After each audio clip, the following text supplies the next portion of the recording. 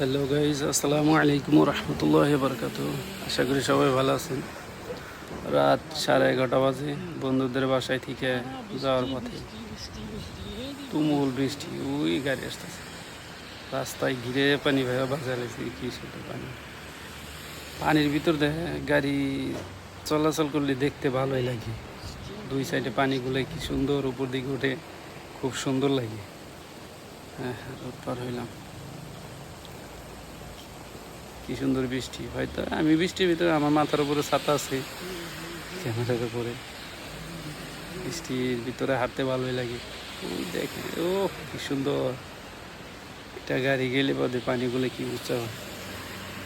ওই জায়গাটা নিচু জায়গা, ওই জায়গায় সবসময় পানি বাজে, এই জন্য ওই জায়গায় এত পানি।